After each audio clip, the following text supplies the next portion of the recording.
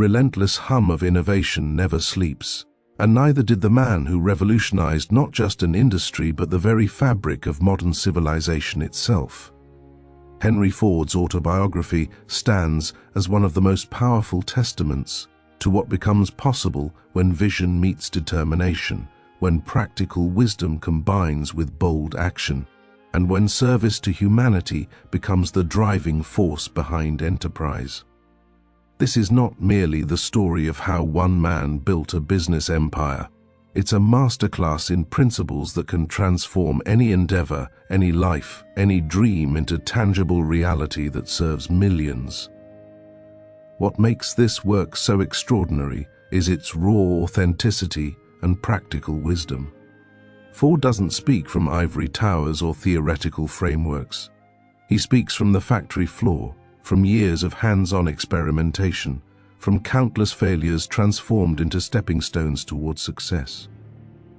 Every principle he shares has been tested in the crucible of real-world application, refined through trial and error, proven through results that speak louder than any abstract philosophy ever could.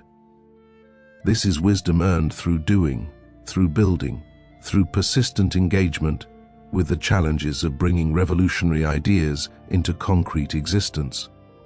At the heart of Ford's philosophy is a radical commitment to service as the foundation of all legitimate enterprise. He understood, perhaps more clearly than any industrialist before or since, that business exists not primarily to enrich owners, but to serve customers, employees, and society at large. This wasn't naive idealism, but hard-headed pragmatism. Ford recognized that businesses which genuinely serve create value that naturally returns to them in the form of sustainable success.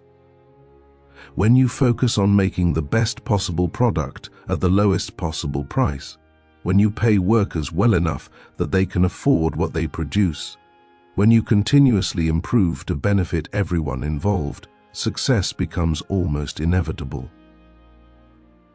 The story begins with Ford's early fascination with machinery and mechanics, a passion that would eventually revolutionize transportation worldwide. From childhood, he possessed an insatiable curiosity about how things work, spending countless hours taking apart and reassembling anything mechanical he could get his hands on. This hands-on learning, this direct engagement with physical reality rather than abstract theory, became the foundation of his approach to everything. Ford believed deeply in learning by doing, in understanding principles through application rather than memorization, in developing skill through practice rather than passive study. This philosophy would later shape how he trained workers and organized production. What's immediately striking about Ford's early career is his willingness to work tirelessly in relative obscurity while developing his vision. He didn't start at the top or have advantages handed to him. He worked as a machinist, as an engineer, learning his craft thoroughly before attempting to revolutionize it. This period of apprenticeship, though it might have seemed slow and frustrating at the time, proved invaluable. Ford gained intimate knowledge of manufacturing processes, of material properties, of what actually works versus what sounds good in theory. He learned by getting his hands dirty, by making mistakes, by discovering through direct experience what the textbooks couldn't teach. The development of the automobile, which would become Ford's greatest contribution, didn't happen overnight. It required years of experimentation, countless prototypes, persistent refinement of designs that initially failed. Ford's approach to this challenge reveals crucial insights about innovation and persistence. He didn't aim for perfection on the first attempt, but rather embraced iterative improvement, building something, testing it, learning from failures, incorporating lessons into the next version, and repeating this cycle until he achieved breakthrough results. This methodical, patient approach to innovation stands in stark contrast to the fantasy of sudden inspiration that characterizes most people's understanding of creative achievement. Ford's vision for the automobile was revolutionary precisely because it was democratic. While other manufacturers were building expensive vehicles for the wealthy, Ford saw the possibility of creating a car so affordable that ordinary working people could own one. This wasn't just business strategy, it was social vision. He understood that truly transformative products are those that serve the many rather than the few, that mass prosperity depends on making quality goods accessible at prices average people can afford. The Model T, his masterpiece of democratic design, embodied this philosophy completely. Simple, reliable, affordable, serviceable by owners themselves rather than requiring specialized expertise. The introduction of the assembly line stands as one of the most significant innovations in manufacturing history, and Ford's account of its development is fascinating. This wasn't a sudden inspiration, but rather the logical culmination of systematic observation and continuous improvement. Ford and his team studied every movement in the production process, eliminating wasted motion, organizing work so materials came to workers rather than workers going to materials, breaking complex tasks into simple steps that could be performed rapidly and reliably. The results were staggering. Production time for a Model T dropped from over 12 hours to just 93 minutes, making dramatic price reductions possible while simultaneously increasing worker wages. Perhaps the most controversial yet ultimately transformative aspect of Ford's approach was the $5 day, roughly double the prevailing wage for factory work at the time. Critics called it foolish, predicting bankruptcy, arguing that workers didn't deserve such pay. But Ford understood something profound about the relationship between wages, productivity, and markets. Well-paid workers are motivated workers who stay with the company, reducing costly turnover. Well-paid workers can afford to buy the products they make, creating the mass market necessary for mass production. Well-paid workers have stake in the company's success rather than viewing themselves as exploited labor. The $5 day wasn't charity, it was brilliant strategy that created win-win outcomes for everyone involved. Ford's philosophy regarding profit is particularly illuminating and challenges conventional business thinking. He didn't view profit as the primary goal of enterprise, but rather as the natural result of genuine service. When you make excellent products, price them fairly, pay workers well, and continuously improve efficiency, profit takes care of itself. Pursuing profit directly often leads to short-term thinking that undermines long-term success. Cutting corners on quality, underpaying workers, overcharging customers. But pursuing service, with profit as a byproduct, creates sustainable success that benefits all stakeholders. This isn't naive idealism, but sophisticated understanding of how value creation actually works. Throughout the work, Ford emphasizes the critical importance of useful work over mere busyness. He had no patience for waste, whether of time, materials, or human effort. Every process, every job, every activity needed to contribute real value. If it didn't, it should be eliminated or redesigned. This relentless focus on efficiency wasn't about squeezing workers, but about respecting both their time and their intelligence. Why have someone perform unnecessary motions when eliminating those motions makes their work easier while improving results? Why use more material than necessary when using less saves money that can be passed to customers through lower prices? This constant questioning of assumptions and practices created a culture of continuous improvement. Ford's views on waste extend beyond the factory to encompass society at large. He saw tremendous waste in how resources were used, how transportation was organized, how agricultural and industrial systems operated. Much of his innovation aimed at reducing waste, making things work better with less input, creating value from what others discarded.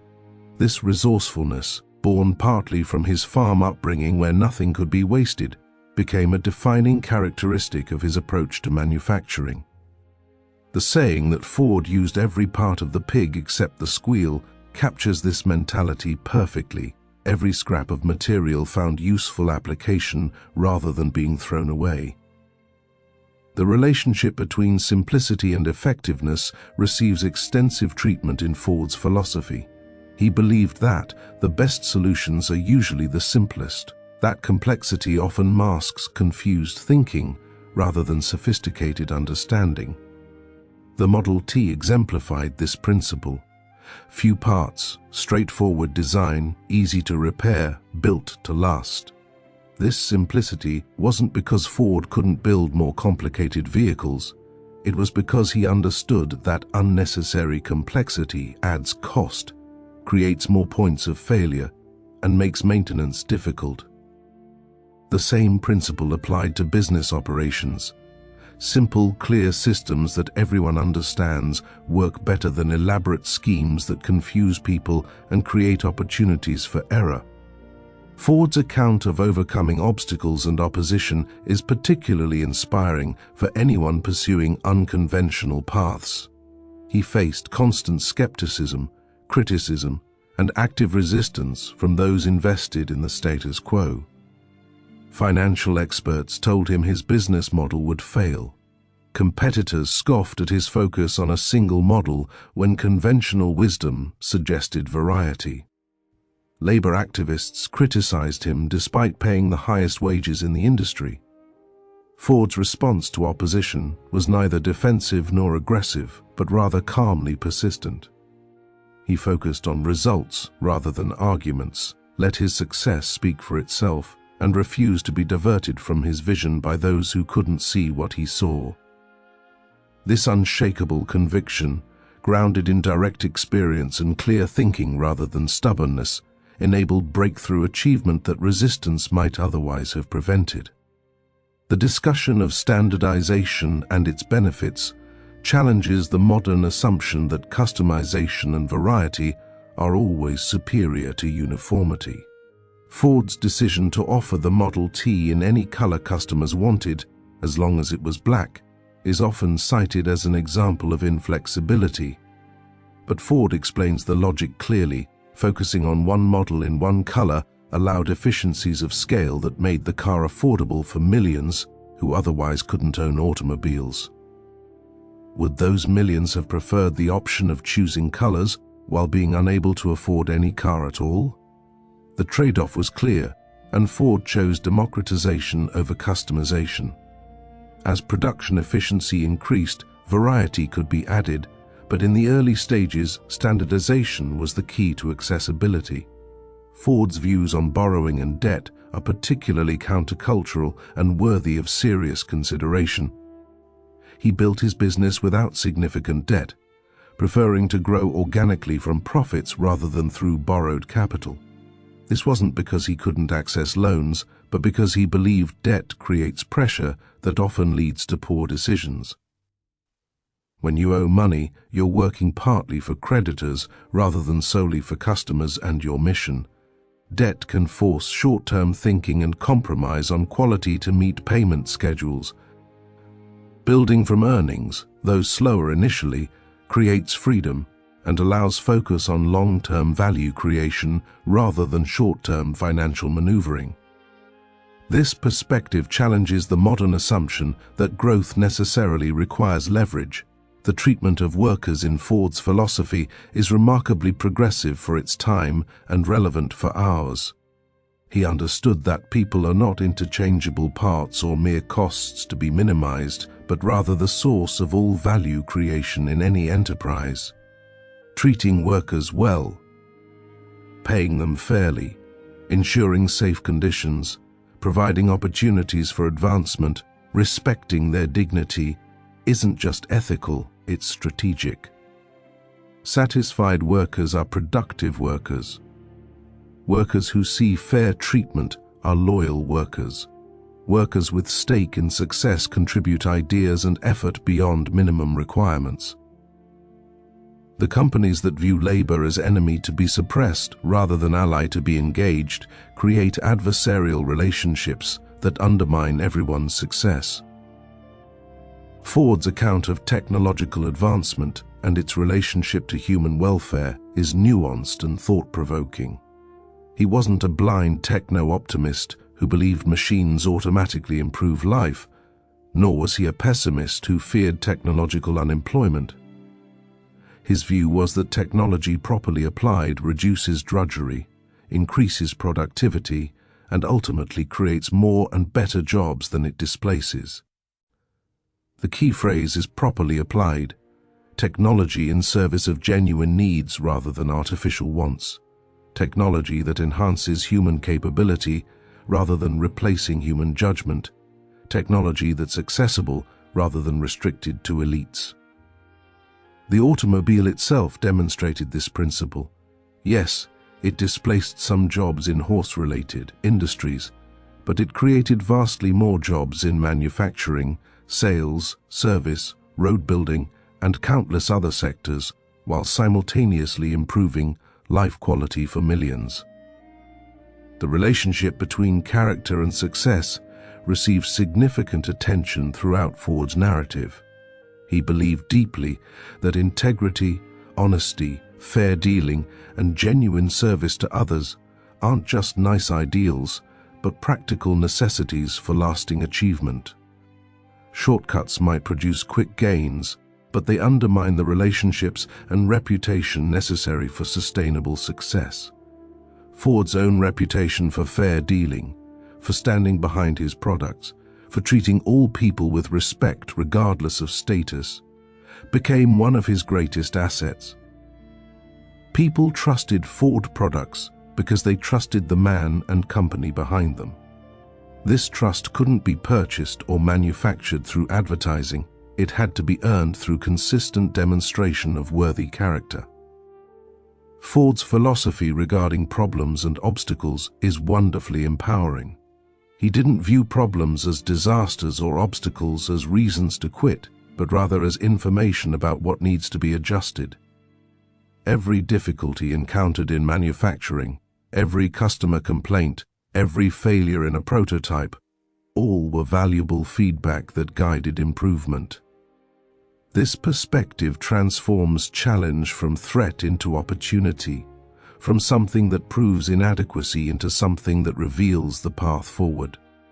When you see problems as inherently solvable rather than as permanent limitations, you develop resilience and resourcefulness that eventually overcome seemingly insurmountable obstacles.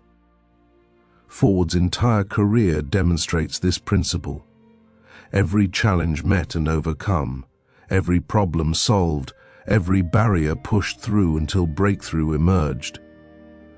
The discussion of failure and how to respond to it provides crucial insights for anyone pursuing ambitious goals. Ford experienced numerous failures before his ultimate success.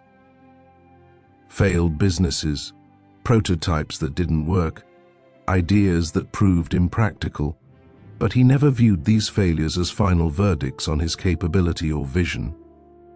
Instead, each failure taught lessons that informed the next attempt. The key was extracting the learning without carrying the discouragement, understanding what went wrong without concluding that success was impossible. This resilient mindset, which treats failure as education rather than destination, distinguishes those who eventually succeed from those who give up after initial setbacks. Ford's views on education challenged conventional assumptions about schooling and learning. He valued practical knowledge over theoretical, understanding over memorization, skill development over credential accumulation. His ideal education system would focus on teaching people to think clearly, solve problems effectively, work skillfully with their hands as well as their minds, and understand the practical application of knowledge. He had little patience for education that produced people who knew much but could do little, who had credentials but lacked capability. This emphasis on practical competence remains relevant in an era when many graduates struggle to apply their schooling to real-world challenges. The relationship between vision and execution receives masterful treatment throughout the work.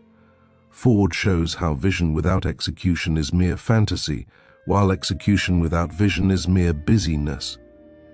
Great achievement requires both: the imaginative capacity to see possibilities that don't yet exist, combined with the practical capability to bring those possibilities into concrete reality. Ford possessed both in remarkable degree. He could envision the automobile as transforming American life and possessed the technical and organizational skill to make that vision real. This combination of dreamer and doer, of visionary and pragmatist, is rare but learnable through conscious development of both capacities. Ford's account of continuous improvement and the refusal to rest on past success is inspiring and challenging.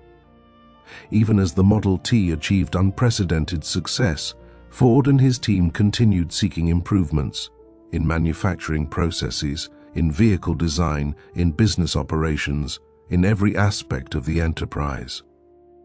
This commitment to never being satisfied with good enough, to always asking how things could be better, faster, cheaper, more reliable, created momentum that competitors couldn't match.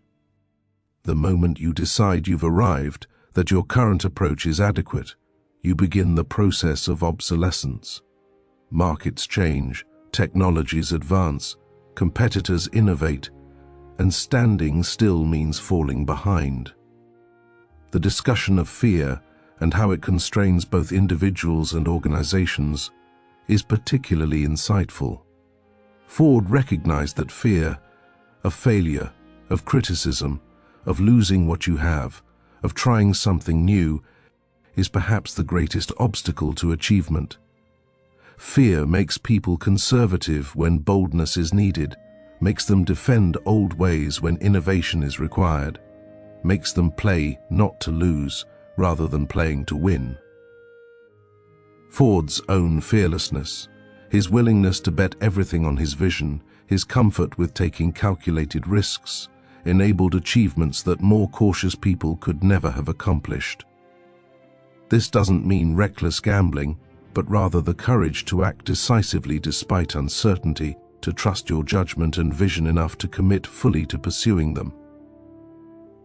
Ford's philosophy regarding money and material success is refreshingly balanced. He believed people should earn good livings, enjoy material comfort, and have resources to pursue opportunities.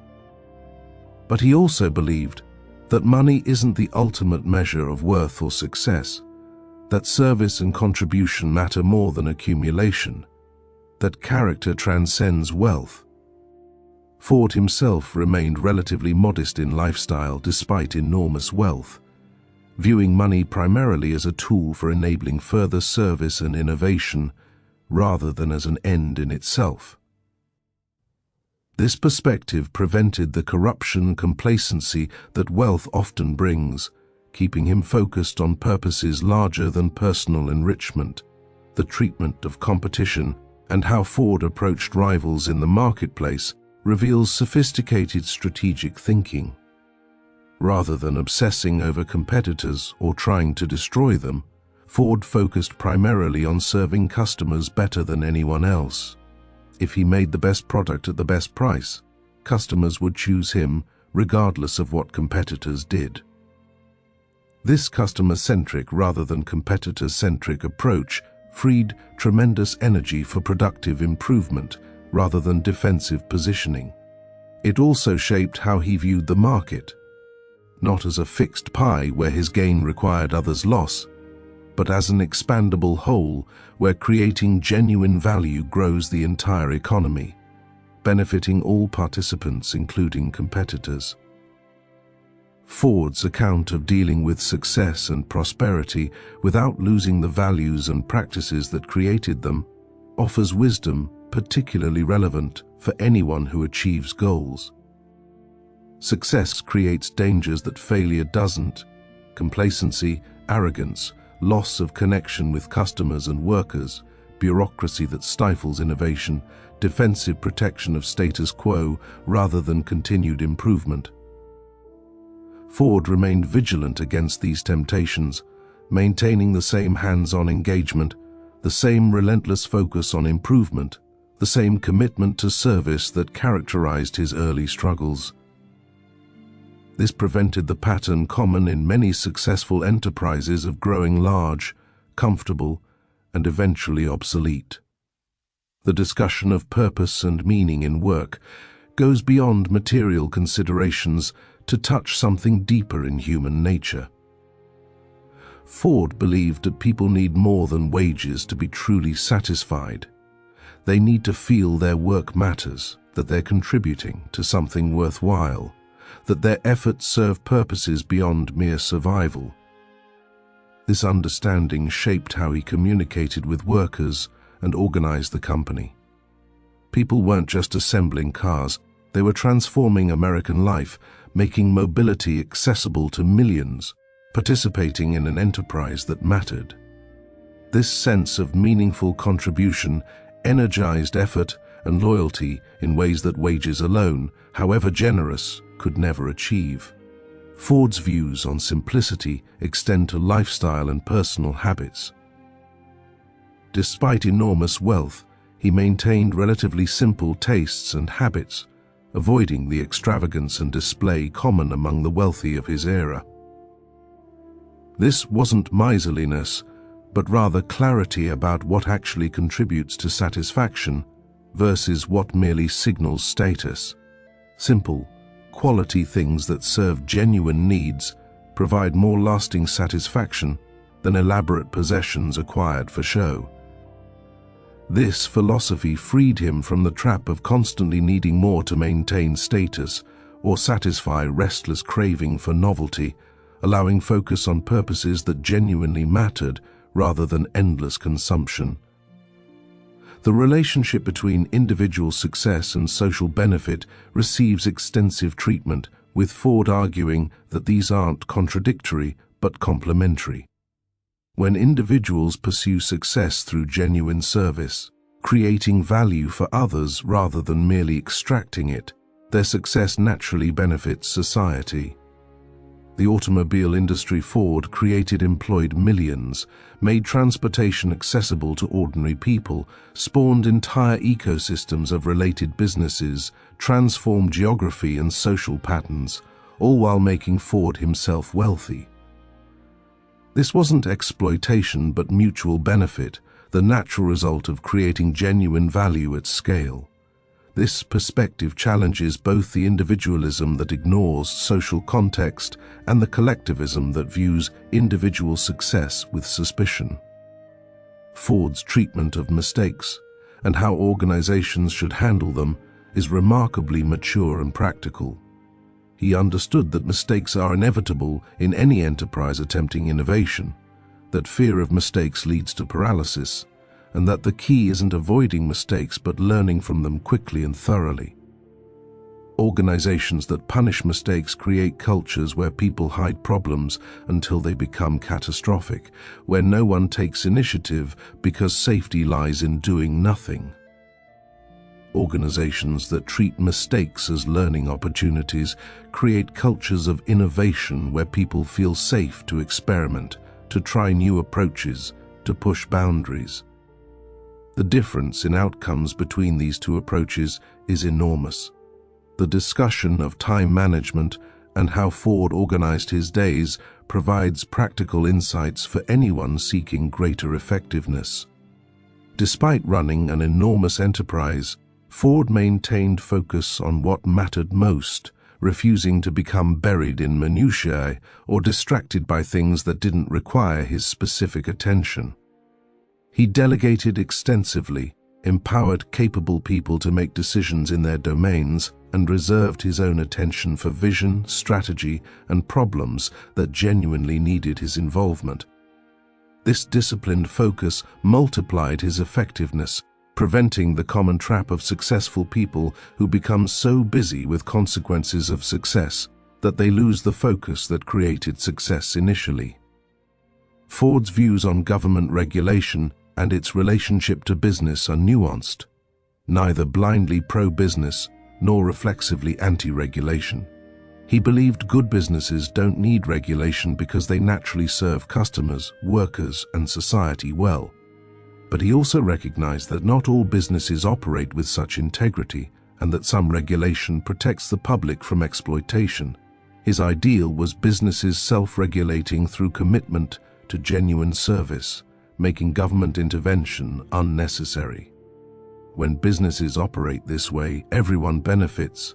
Customers get quality and fair prices, workers get good treatment, owners get sustainable profit, and society progresses.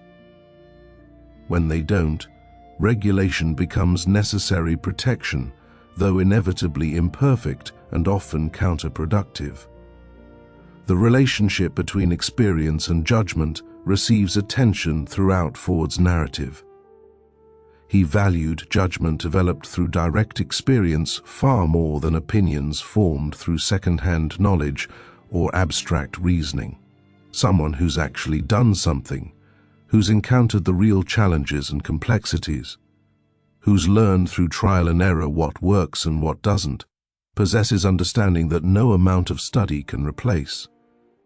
This shaped his hiring practices, his respect for skilled tradespeople, and his skepticism of experts whose expertise came entirely from books rather than practice. The balance, of course, is combining practical experience with thoughtful reflection. But when forced to choose, Ford preferred the person who could do over the person who could only talk. Ford's philosophy regarding change and adaptation is sophisticated and balanced. He wasn't change for change's sake, recognizing that some things work well and shouldn't be modified merely for novelty. But he was also acutely aware that markets evolve, technologies advance, customer needs shift, and that businesses must adapt or die. The key is discerning which changes genuinely improve versus which merely create disruption without benefit. This requires staying closely connected to customers, understanding their actual needs rather than projecting assumptions, being willing to modify even successful approaches when circumstances warrant, but also having confidence to maintain practices that work despite pressure to change them. The treatment of criticism and how to respond to it offers valuable guidance for anyone pursuing ambitious goals in public view. Ford faced enormous criticism throughout his career, from competitors, from media, from those whose interests his innovations threatened, from people who simply disagreed with his approaches. His response was neither defensive overreaction nor passive acceptance, but rather calm assessment of whether criticism contained valid points worth addressing versus whether it reflected others' agendas or misunderstandings. Valid criticism led to improvement, invalid criticism was simply noted and dismissed without emotional reaction. This mature approach prevented both the brittle defensiveness that refuses all feedback and the excessive sensitivity that's derailed by every negative word. Ford's views on leadership and what makes someone worthy of following are worth careful consideration. He didn't believe leadership came from position or title, but from demonstrated capability, integrity, and commitment to purposes larger than self-interest. People follow leaders who know where they're going and can show the way, who practice what they preach, who share both the hardships and the rewards, who care genuinely about those they lead. Leadership that's merely positional, that claims authority without demonstrating worth, that exploits followers for leaders' benefit, eventually fails regardless of formal structure. True leadership is earned through character and capability, not granted through organizational hierarchy. The discussion of innovation and how to foster it within organizations provides insights applicable far beyond manufacturing. Ford created an environment where new ideas were encouraged, where people at all levels could suggest improvements, where experimentation was supported, and where failure in the pursuit of innovation was tolerated. This cultural commitment to improvement generated the countless refinements that collectively created his success. Contrast this with organizations that punish deviation from established practice, where only top management is expected to have ideas, where people keep their heads down and don't make waves. The difference in innovative capacity is enormous and creates diverging trajectories where one organization continually improves while the other stagnates. Ford's account of maintaining balance between different aspects of life, while less extensive than some themes, still offers wisdom. Despite intense focus on his enterprise, he recognized the importance of family, of recreation, of interests beyond business, of maintaining health and energy through proper rest and activities that renew rather than merely distract. This balance sustained him over decades of demanding work, preventing the burnout that intense singular focus often produces. The key was integration rather than rigid compartmentalization, bringing wholeness to work rather than leaving parts of yourself behind, and bringing the discipline and excellence of work to other life domains rather than compartmentalizing quality. The relationship between theory and practice, with Ford consistently emphasizing the primacy of practical application over theoretical understanding, challenges academic approaches to knowledge.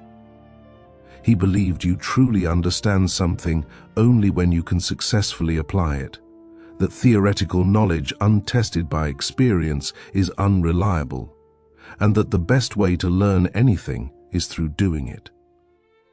This doesn't mean theory has no value. Good theory guides practice, helping you understand why things work rather than merely that they work.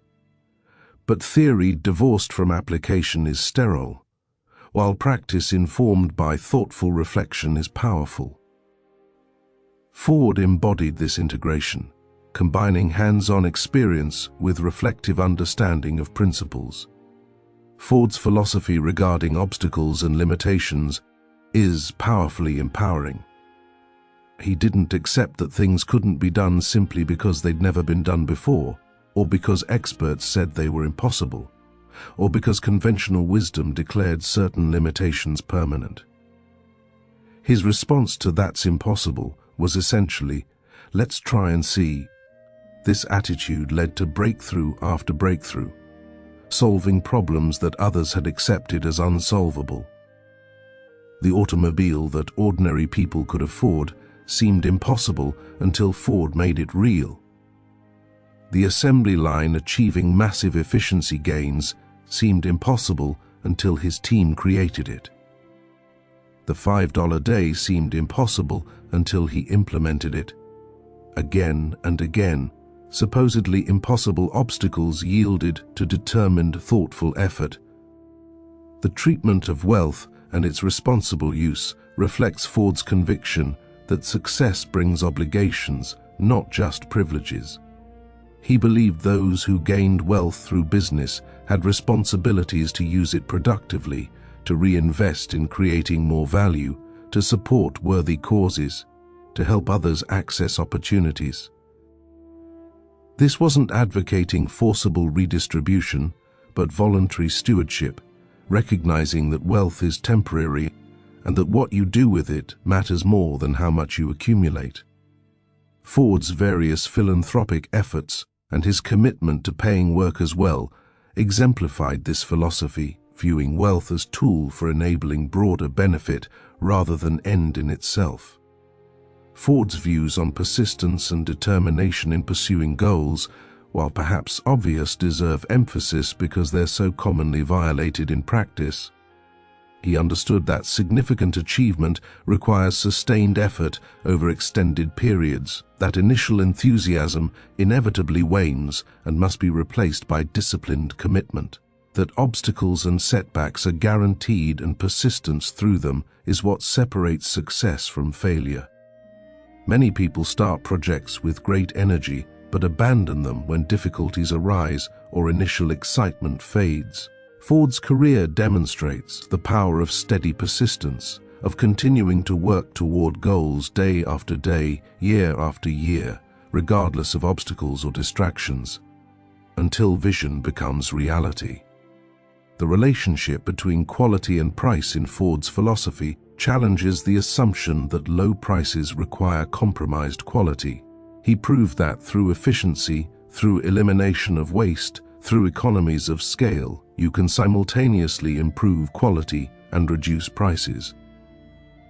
The Model T became better and cheaper year after year, not through cost-cutting that sacrificed quality, but through continuous improvement that eliminated waste while enhancing value.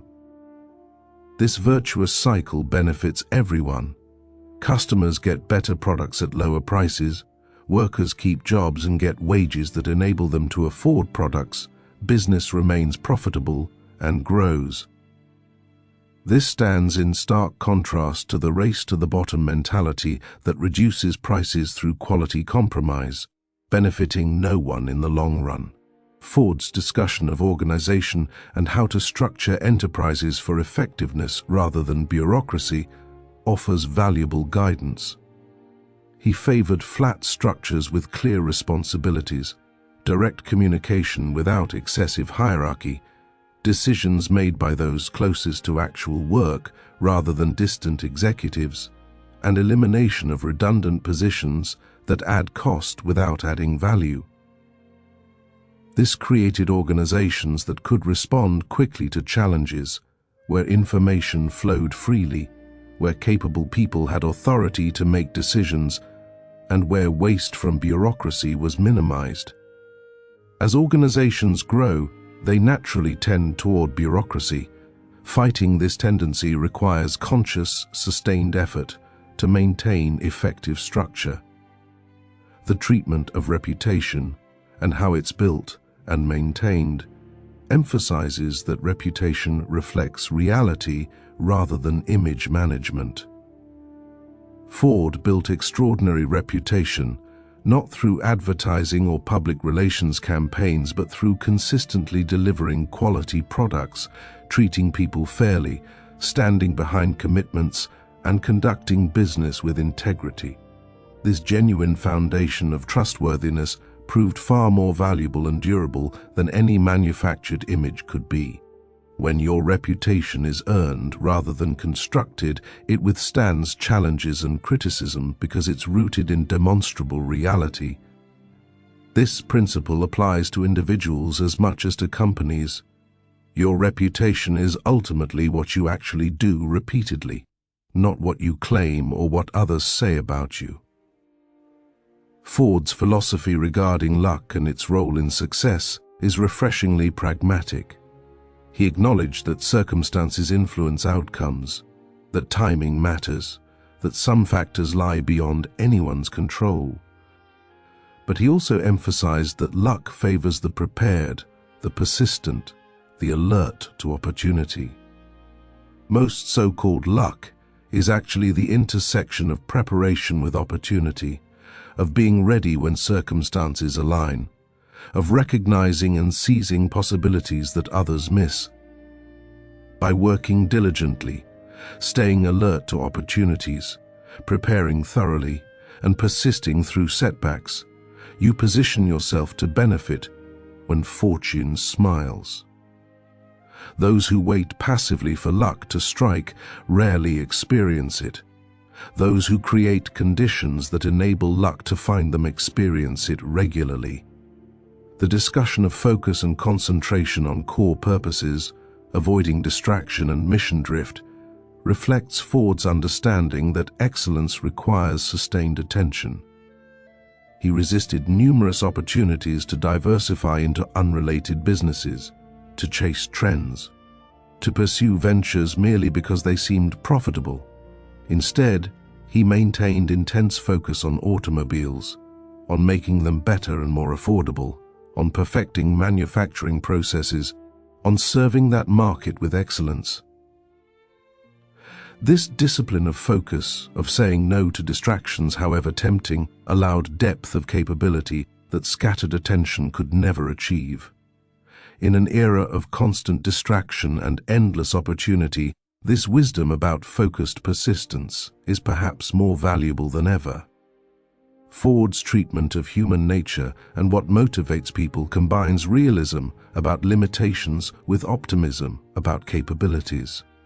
He recognized that people respond to incentives, that they seek meaning and purpose beyond material gain, that they're capable of excellence when treated with respect and given proper opportunity, but also that some people will always choose easy over excellent, will exploit generosity, will resist rather than embrace improvement.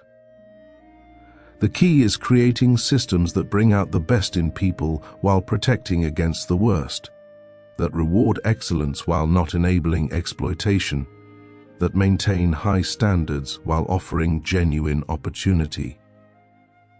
This balanced view prevented both naive idealism and cynical pessimism, enabling practical approaches that actually worked with human nature as it is.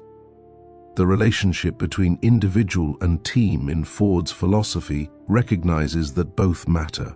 Individual excellence, skill, initiative, and creativity drive innovation and improvement. But teamwork, coordination, shared purpose, and collective effort multiply what individuals alone could achieve. Ford's enterprises demonstrated this integration, encouraging individual contribution while organizing collective effort toward shared goals, honoring individual achievement while celebrating team success, developing individual capability while building organizational systems. The false choice between individualism and collectivism dissolves in the recognition that both individual and collective dimensions are essential for maximum achievement. Ford's views on technology and its proper role in human life offer wisdom for our even more technological age. He saw technology as a tool for serving human needs, not as end in itself or master to be served. Technology that reduces drudgery, increases capability, enhances quality of life is wonderful. Technology pursued for novelty without clear benefit, or that diminishes rather than enhances humanity, deserves skepticism. The automobile exemplified technology at its best, extending human capability, opening new possibilities, serving genuine needs at accessible cost. Ford's criterion was always practical benefit to actual people rather than abstract advancement or technological impressiveness for its own sake. The discussion of starting small and growing organically versus attempting to begin at large scale offers pragmatic guidance. Ford started with limited resources, built success gradually, grew from profits rather than debt, and expanded capabilities systematically. This approach required patience but created stable foundation and minimized risk. Contrast this with ventures that attempt immediate large-scale operation before proving concepts, that bet everything on unproven approaches, that grow through borrowing rather than earning. While occasionally such approaches succeed spectacularly, they also fail catastrophically far more often. Ford's conservative growth approach sacrificed dramatic early expansion for sustainable long-term success. Ford's treatment of tradition and innovation, of when to honor past wisdom versus when to break with convention, shows sophisticated discernment. He respected traditions that embodied genuine wisdom, that worked well and served good purposes. But he had no reverence for tradition merely because it was traditional, no hesitation to discard practices that didn't serve well simply because they'd always been done that way. This balance of respecting what works while fearlessly changing what doesn't, of learning from the past without being imprisoned by it, enabled both continuity and progress. Many people err too far toward either blind traditionalism or thoughtless innovation. Ford navigated between these extremes effectively. As we approach the conclusion of this comprehensive exploration, the core principles that emerge from Ford's life and philosophy stand in sharp relief. Service before self-interest as the foundation of legitimate enterprise, quality and efficiency as complementary rather than competing values, fair treatment of workers as both ethical imperative and strategic advantage, continuous improvement as the path to sustained excellence, practical knowledge valued over theoretical credentials, persistence through obstacles as the common thread in every significant achievement, simplicity as mark of sophistication rather than simplification, vision combined with execution as the formula for transforming possibility into reality. The practical applications of these principles extend far beyond automobile manufacturing to virtually every human endeavor. In your career, they translate to focusing on genuine value creation rather than mere credentialing, to treating colleagues with respect and dignity, to persistent skill development through hands-on practice, to simplifying rather than complicating, to executing excellently rather than theorizing endlessly. In your business, they translate to serving customers genuinely rather than merely extracting maximum profit, to paying workers fairly, to continuous improvement of products and processes, to building reputation through consistent quality rather than marketing manipulation, to competing through excellence rather than through suppression of rivals. In your personal life, these principles translate to living simply, focusing on what genuinely matters rather than what merely signals status, persisting toward meaningful goals despite obstacles, developing practical capabilities rather than collecting abstract knowledge, treating all people with respect regardless of status, using whatever resources you have to contribute value to others' lives, maintaining integrity in all dealings, learning from failures rather than being destroyed by them, and approaching each day as opportunity to become more capable while serving more effectively. The transformation available through applying Ford's principles is profound and far-reaching. You move from seeking security through credentials to generating security through capability. You move from viewing work as burden to experiencing it as meaningful contribution. You move from seeing other people as obstacles or competitors to recognizing them as potential collaborators in creating value. You move from complexity that confuses to simplicity that clarifies. You move from scattered effort across many pursuits to focused excellence in chosen domains. You move from fear of failure to courage to experiment and learn. You move from passive consumption to active creation. You move from existing at effect of circumstances to living as cause of your experience. Perhaps most importantly, you develop the kind of character that Ford exemplified: integrity that keeps commitments, courage that attempts difficult things, persistence that continues despite setbacks, judgment refined through experience, service orientation that seeks to benefit others, practical wisdom that distinguishes what works from what merely sounds good, resourcefulness that solves problems creatively, and humility that remains teachable despite success. This character becomes your greatest asset, more valuable than any credential, more powerful than any position, more enduring than any material possession. The journey from wherever you currently stand to the realization of your potential follows the same pattern Ford demonstrated.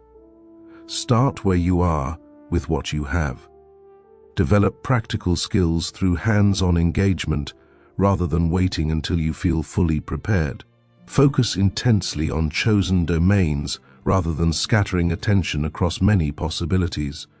Serve others genuinely rather than merely pursuing self-interest. Persist through inevitable obstacles and failures, treating each as learning opportunity. Simplify ruthlessly, eliminating waste and unnecessary complexity. Build gradually from earnings and capability rather than borrowing your way to quick expansion. Treat people fairly and with respect. Maintain integrity in all dealings. Stay alert to opportunities while remaining grounded in present responsibilities. And never, ever stop learning and improving. The time required for significant achievement cannot be rushed, but neither should it be delayed. Ford's success came after years of preparation, experimentation, and refinement. Your own achievement will likewise require extended effort. But that effort begins today, in this moment, with whatever small step lies immediately before you.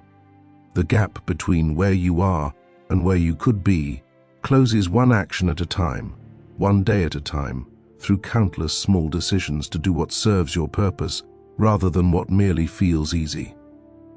Over time, these small decisions compound into transformation that from your current vantage point might seem impossible, but from your future vantage point will seem inevitable.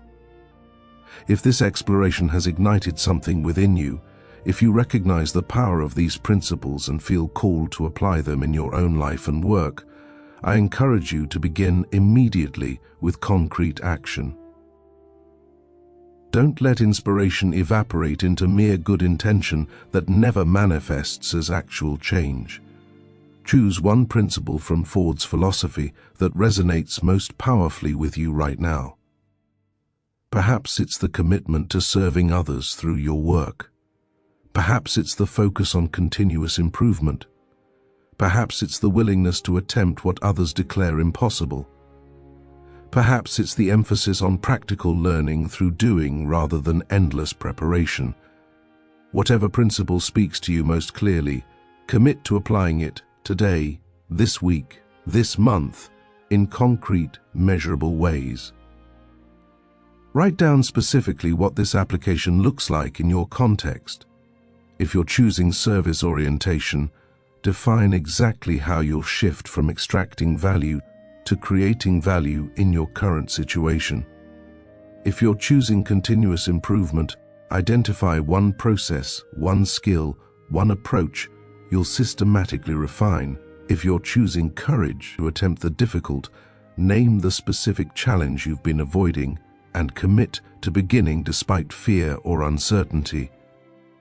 If you're choosing practical learning, identify what you'll actually do rather than merely study. Specificity transforms inspiration into action, vague intention into concrete commitment. Create accountability around your commitment. Share it with someone who'll follow up and ask about your progress. Build it into your daily or weekly routine so it becomes automatic rather than requiring constant conscious choice. Track your application and results so you can see progress that might otherwise go unnoticed. Celebrate small wins along the way, acknowledging improvements however modest rather than only recognizing dramatic transformation.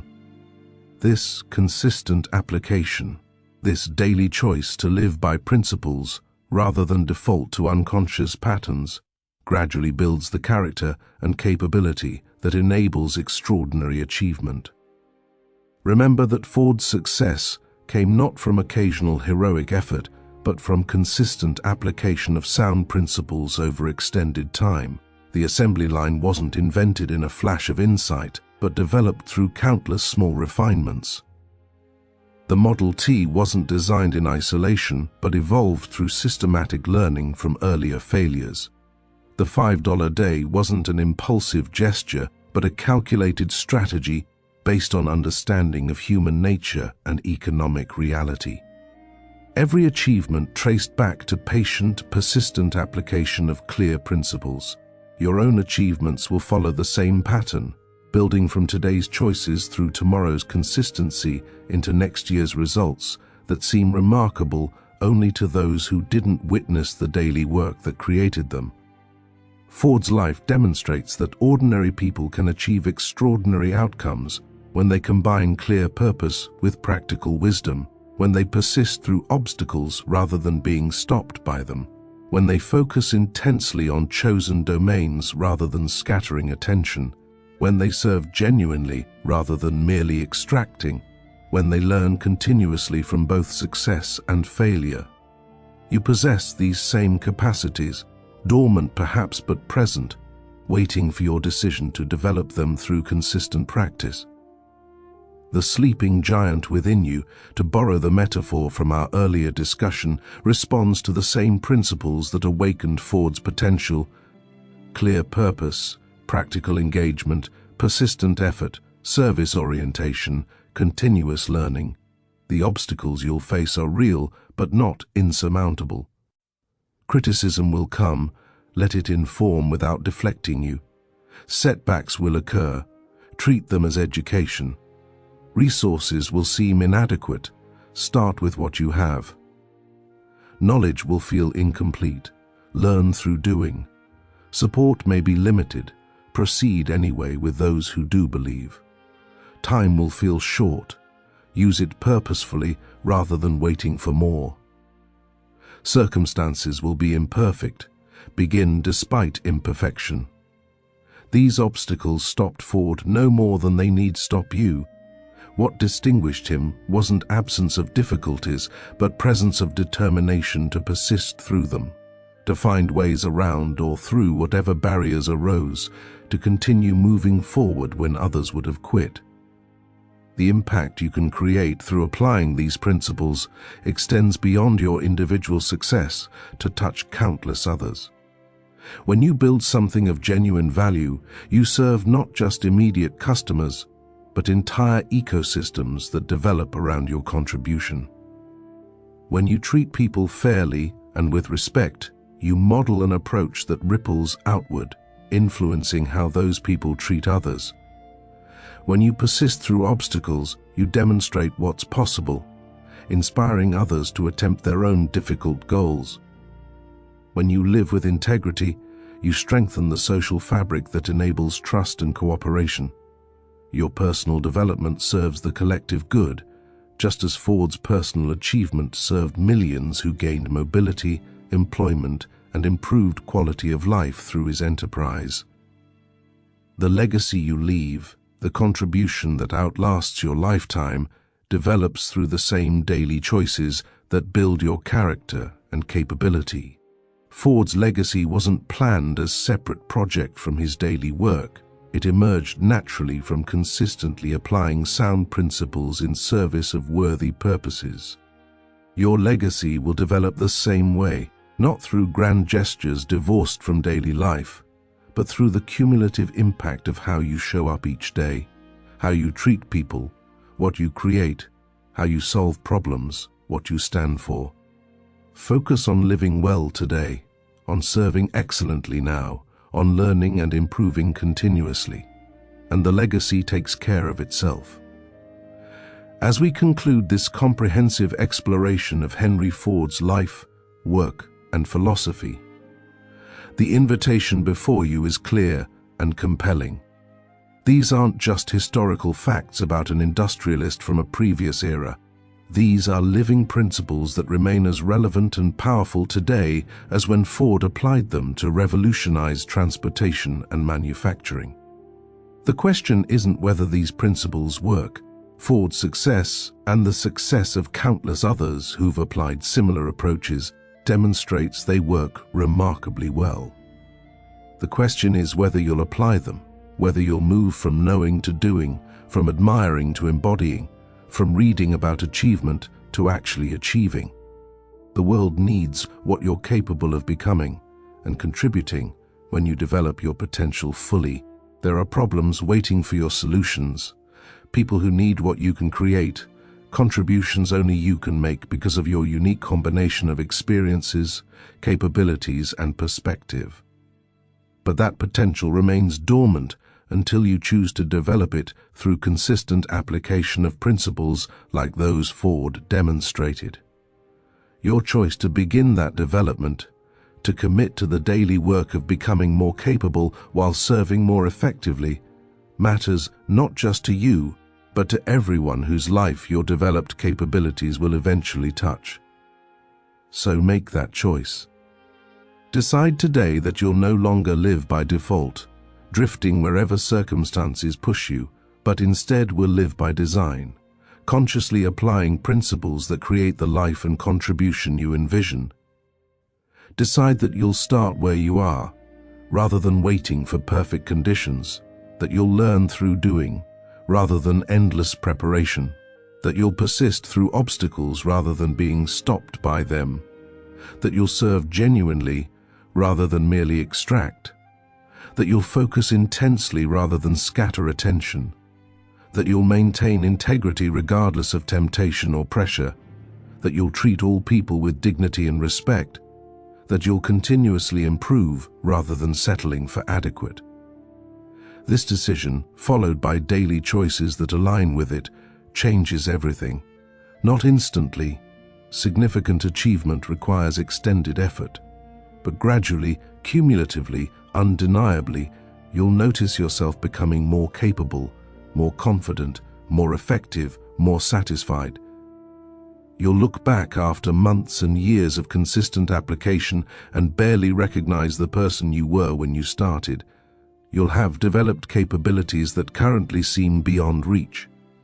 You'll have achieved outcomes that currently seem impossible. You'll have become someone whose life demonstrates what human beings can accomplish when they commit fully to developing and deploying their potential in service of worthy purposes. If you've found value in this comprehensive exploration of Henry Ford's life and principles, please take a moment right now to like this video and subscribe to this channel. Your engagement helps this content reach others who are searching for exactly this kind of practical wisdom, people who need to know that extraordinary achievement is possible for ordinary people who apply sound principles consistently. By subscribing, you join a growing community of conscious creators who are committed to developing their capabilities and using them in service of meaningful contribution. You'll receive future videos exploring timeless principles of achievement, character, and human development, each designed to provide practical wisdom you can apply immediately in your own life and work. Drop a comment below sharing which principle from Ford's philosophy resonates most powerfully with you, or describing how you're already applying these ideas in your own context. Your sharing encourages others who read it, strengthens your own commitment by making it public, and helps build the kind of community where people support each other's growth and achievement. Tell us about the challenge you're facing and how Ford's approach might help address it. Share the insight that struck you most forcefully. Describe the action you're committing to take as a result of this exploration. Your voice matters, your journey matters, and your willingness to share contributes to the collective wisdom we're building together. Remember that every person who's ever achieved anything significant started exactly where you are now, with a decision to begin followed by persistent action that gradually transformed possibility into reality. Ford himself started as ordinary farm boy with mechanical inclinations, no special advantages, no guarantee of success. What he had was vision, commitment to serve, willingness to learn through doing, and persistence that refused to accept defeat. These same capacities exist within you, perhaps dormant but present, waiting for your decision to activate and develop them. That decision is yours to make, and making it changes everything. Thank you for investing your time and attention in this exploration of timeless principles that can transform your life and amplify your contribution. I'm honored to be part of your growth journey and look forward to connecting with you in the comments below and in future videos as we continue exploring what becomes possible when human beings commit fully to developing their potential. The best version of you, the version that lives according to clear principles and serves powerfully, is waiting to emerge. Begin bringing that version to life today, one choice at a time, one action at a time, one day at a time. Your extraordinary future starts with this moment's decision to live differently than you have before. Make that decision now, and let's walk this path of conscious development together. Subscribe, like, comment, and most importantly, act on what you've learned here. Your success is waiting, and the world needs your contribution. Let's make it happen together.